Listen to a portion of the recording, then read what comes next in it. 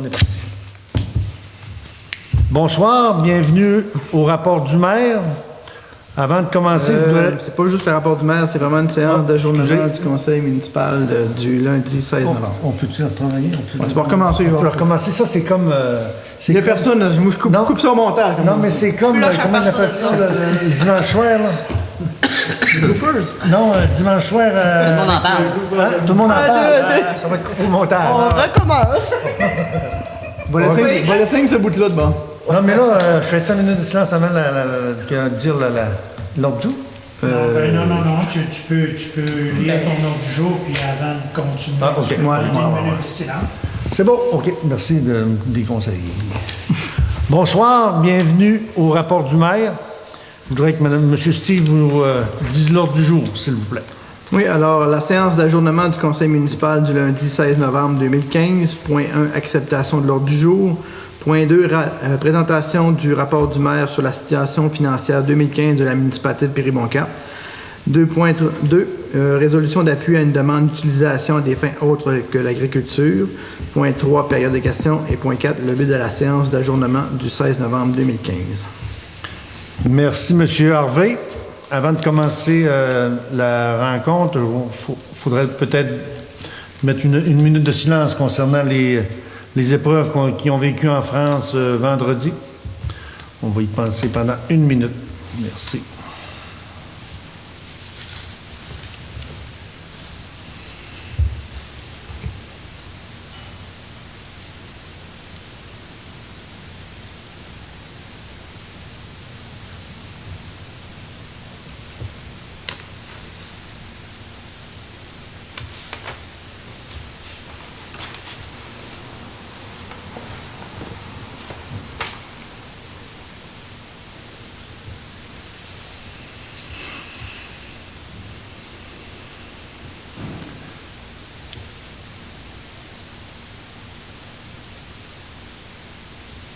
C'est beau. Merci à tous. C'est terrible ce qui s'est passé, mais on peut juste être solidaire avec les gens.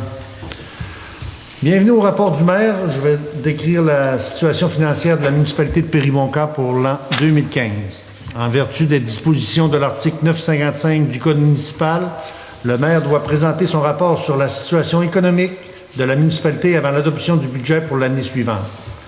Alors, c'est avec grand plaisir que je vous transmets ce rapport au nom du conseil municipal. Les principaux points que nous aborderons sont les suivants. Point 1, le dernier rapport du vérificateur. Point 2, les principales réalisations pour 2015. Point 3, les résultats prévus pour 2015. Point 4, les orientations du prochain programme triennal d'immobilisation, soit 2016, 2017, 2018. Point 5, les orientations du budget 2016. Point 6, la liste des contrats comportant les dépenses de plus de 25 000 $. Point 7, conclusion. Point 1, dernier rapport de vérificateur. Le dernier état financier au 31 décembre 2014 s'est soldé par un surplus de 461 910. La dette à long terme, au 31 décembre 2014, nous avions une dette à long terme de 1 212 435, comparativement à 1 427 588 en 2013. Donc, c'est une baisse de 215 000 $ de la dette. Réalisation 2015. En 2015, la municipalité a fait l'acquisition de l'école Hélène Laliberté. Ce fut un contrat entre 3 parties, soit la municipalité, la fabrique Saint-Édouard de Péribonka et la commission scolaire du Pays des Bleuets. De plus, la municipalité s'est entendue avec la fabrique pour faire l'acquisition du presbytère pour 1 $. La transaction sera finalisée dans les prochains mois. Aussi, la municipalité a changé la majorité des têtes d'éclairage public pour des luminaires ODEL. Ce changement se rentabilisera dans les 5 ans et générera une économie d'électricité de 80 % sur la facture d'éclairage public. Les luminaires manquants seront installés sous peu. De plus, la municipalité enlèvera les 19 poteaux le long de la route 169 à l'entrée du village. Les travaux vont bon train. Les embases de béton avec fil enfoui sont déjà installées et les nouveaux poteaux seront installés sous peu. Pour ce qui est des poteaux le long de la rivière Péribonka, nous sommes confiants qu'ils seront enlevés d'ici la fin de l'année 2015. Au mois d'octobre, la municipalité a fait l'acquisition de l'ancien restaurant L'Ancestral, situé en face du garage Sonic. Nous croyons que cette acquisition sera bénéfique pour le développement de la municipalité. Nous sommes à finaliser une entente avec les résidents du secteur des Patriotes afin de rendre sécuritaire le chemin d'accès au développement des villégiatures. Le tout sera finalisé en 2016. Le projet des Patriotes, ça se trouvait dans le rang Saint-Michel, c'est le développement concernant un développement de parc des terrains. En 2015, nous avons fait l'acquisition de 2 hangars à bateaux situés à l'intérieur du bassin ouest. Ceux-ci ont été détruits pour faire plus d'espace à l'intérieur du bassin, à l'intérieur de la marina. Dernièrement, nous avons rencontré la MTQ et ceux-ci vont débuter des améliorations au détour Sonic dès 2016 et un profilage complet du détour sera effectué en 2017. Quelques fuites d'eau ont été réparées et des améliorations à des endroits stratégiques du gel ont été modernisés. Grâce à ces réparations, nous allons économiser beaucoup et rendre notre service de distribution d'eau potable plus performant. En 2016, nous aurons des suggestions pour économiser avec des incitatifs pour économiser l'eau potable. D'autres travaux d'entretien furent faits au courant de l'année par nos employés. Ces travaux étaient compris dans le budget 2014. Et aussi, on a fait l'évaluation du personnel pour une réorganisation du travail. Le directeur général, maintenant, a un bureau personnel, tandis que l'inspecteur municipal adjoint répond au téléphone et accueille les gens pour une meilleure efficacité et avoir plus d'autonomie. La rémunération des allocations des élus municipaux en 2015. La rémunération annuelle de base du maire pour l'année 2015 était de 7 460,67 à laquelle s'ajoutait une allocation de dépenses de 3 730,34 pour un montant total de 11 181,01 sous. La rémunération pour les conseillers et conseillères était fixée à 2 194,33 comme rémunération de base à laquelle s'ajoute une allocation de dépenses de 1 097,17 pour un montant total de 3 291,50. Pour l'année 2016, nous prévoyons une augmentation égale à l'augmentation du coût de la vie.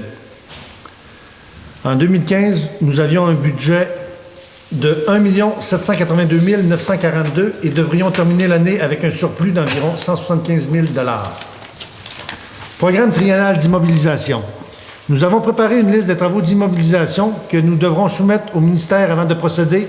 Alors, les travaux que nous avons envisagé d'effectuer en 2016, 2017 et 2018 seront, selon nous, grandement appréciés par la communauté. Dans point 1, construction de chalets sur le site de la Maison Presse, dans le phase 2 du projet de chantier Péribonka. Dans le point 2, autorisation de construction du projet chantier Péribonka, phase 1 qu'on va présenter demain soir au bistrot. Point 3, creuser les fossés d'aérants de la municipalité, secteur Vauvert et Noran, route Potvin et route Potvin et route... Oui, Moreau aussi. Moreau, puis, c'est ça. Agrandissement de la marina, du Aubry et aussi projet. Point 6, travaux d'asphaltage des rues en périphérie urbain. Et point 7, travaux de réparation d'un ponceau, secteur des chalets. Nous espérons faire certains de ces travaux avec le retour de la taxe sur l'essence. Une subvention du gouvernement provincial sera dans les prochains budgets. Orientation du budget 2015. Nous terminerons dans quelques jours la confection de notre budget 2016. Certainement que nous tiendrons compte de l'entretien de nos infrastructures, tout en essayant de garder notre taux de taxe l'un des plus bas de la région. Je dépose par la même occasion la liste de tous les contrats comportant une dépense totalisant plus de 25 000. La Sûreté du Québec, 83 990. La MRC Maria-Chapdelaine en quote-part de 133 083. Entreprise de construction Gaston Morin pour les chemins, 66 476. Hydro-Québec, 98 130. Ville de Beaumistassini, schéma de couverture de risque d'incendie pour 67 528. Forage 3D, 31 266 pour l'enfouissement de nos fils sur la route Édouard-Niquette. Et Nedco, 41 142, c'est nos luminaires ODL. En terminant, je veux remercier les employés de la municipalité pour leur dévouement et l'attention portée envers les citoyens. Je crois qu'ils font des efforts pour assurer le service, mais il y a toujours place à l'amélioration et ils en sont conscients. Aussi, je voudrais remercier personnellement les conseillers et conseillères pour leur disponibilité. Le rapport reflète vraiment notre situation et il nous fera toujours plaisir de répondre à vos interrogations. Merci. Des questions? C'est beau. Vincent Parent, une proposition pour accepter la présentation du rapport du maire. Merci, M. Dufour. Point 2.2, résolution d'appui à une demande d'utilisation à des fins autres que l'agriculture. C'est un citoyen qui nous a demandé de faire une demande à la CPTAQ. Tu voudrais en parler, M. Oui, en fait, c'est un citoyen, M. Denis Trottier.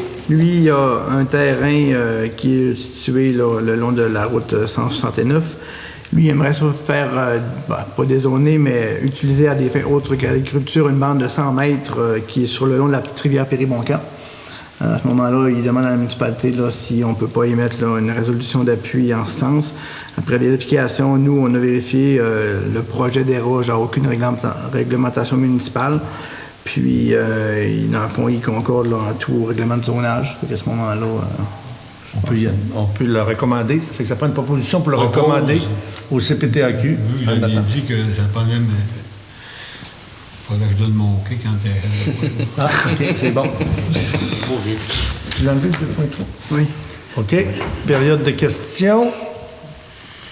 S'il n'y a pas de questions, n'oubliez pas demain la présentation publique demain soir au bistrot concernant notre projet Espace Périboncan. Chantier Périboncan. Levée de la séance d'adjournement. Proposé, M. le maire. Merci, M. Maxime.